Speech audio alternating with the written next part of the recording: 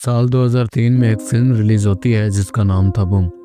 And इस film में अमिताभ बच्चन, जैकी श्रॉफ और गुलशन ग्रोवर ने काम किया। इस फिल्म में एक लड़की ने भी एक्ट किया था जिसकी उम्र लगभग उस टाइम 18 साल थी। 20 साल की उम्र में इतनी बड़ी फिल्म, वो भी अमिताभ बच्चन के साथ, ये किसी भी लड़की के लिए खजाने से कम नहीं था। लेकिन ये मूवी उस लड़की के लिए नाइटमेयर साबित हुई।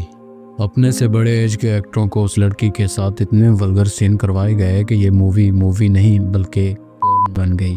आज ऐसी खुशी रहने वाली कतरीना ने पास्ट में इतना कुछ फेस किया है जो कि बहुत ही डिस्टर्बिंग है। ना सिर्फ कतरीना बल्कि उन वोमेन्स के लिए भी जो इस इंडस्ट्री में अपना नाम बनाना चाहती हैं। 16 जुलाई 1983 में मोहम्मद कैफ के घर जन्म होता है कतरीना कैफ। बचपन में ही माँ बाप का डिवोर्स होने की वजह से कतरीना को इतनी कम एज में अपने घर की जिम्मेदारी उठानी पड़ी। कतरीना को उनका पहला मॉडलिंग असाइनमेंट टीन एज में ही मिल गया था, जिसके बाद कतरीना ने मॉडलिंग से ही अपने करियर का आगाज किया। एक दिन लंदन में हो रहे फैशन शो के दौरान बॉलीवुड डायरेक्टर की नज़र कतरीना कैफ पर पड़ती है और उन्हें कतरीना इतनी पसंद आती है कि वो अपनी आने वाली फिल्म के लिए कतरीना को चुन लेते हैं। डायरेक्टर ने उनको अपनी फिल्म के लिए रोल ऑफर किया। कतरीना भी उस वक्त इतना सेटल्ड नहीं थी।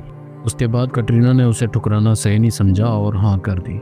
ये मूवी कोई और नहीं बल्कि कतरीना की डेब्यू मूवी बूम साबित हुई और कतरीना के साथ कुछ यंग मॉडल्स को भी कास्ट किया गया उस मूवी में। एंड जिस तरह की वल्गैरिटी आप भोजपुरी सॉन्ग्स में एक्सपेक्ट करते हो ना, उससे 2 गुना ज्यादा दिखाई गई थी। डायरेक्टर को साफ पता था कि ना ही इस लड़की को एक्टिंग आती है ना ही इससे हिंदी आती है, क्योंकि उसका प्रोफेशन मॉडलिंग था जो कि बिल्कुल मुख्तलिफ है। अच्छा, लोग बुरी एक्टिंग भी झेल लेते लेकिन हिंदी में, लेकिन कतरीना को हिंदी का एच भी नहीं आता था। फिर भी उन लोगों ने इतनी भी तकलीफ नहीं की कि किसी ऐसे एक्टर को रख लेते जो कतरीना को हिंदी सिखा देता। लेकिन फिर भी कतरीना को कास्ट करने का सिर्फ एक ही मकसद था कि किसी नई एक्ट्रेस को कास्ट कर लो और उसे अपने इशारों पर नचाते रहो। इस मूवी को बनाने के पीछे इतनी घटिया मेंटेलिटी थी कि सब एक्ट्रेस के साथ बूढ़े एक्टर को कास्ट किया गया था, फिर चाहे वो अमिताभ बच्चन हो, गुलशन ग्रोवर हो या फिर जैकी श्रॉफ।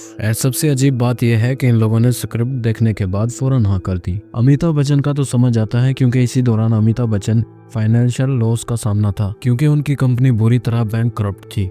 लेकिन जैकी श्रॉफ और गुलशन ग्रोवर का क्या? इन्होंने इस घटिया फिल्म के लिए हाँ कैसे कर दी? सबसे अजीब बात यह थी कि जैकी श्रॉफ की वाइफ खुद इस मूवी की प्रोड्यूसर थी। जैकी ने सिर्फ इस मूवी में काम नहीं बल्कि इस मूवी को प्रोड्यूस भी किया। फिल्म में कतरीना और गुलशन ग्रोवर के काफी ज्यादा बोल्ड सीन भी थे। यही नहीं, गुलशन ग्रोवर और कतरीना कैफ का इस मूवी में किसिंग सीन भी था। एंड जानते हो कि गुलशन ग्रोवर ने इस चीज का फायदा उठा के कतरीना को कितना पेला, मेरा मतलब कितना फायदा उठाया।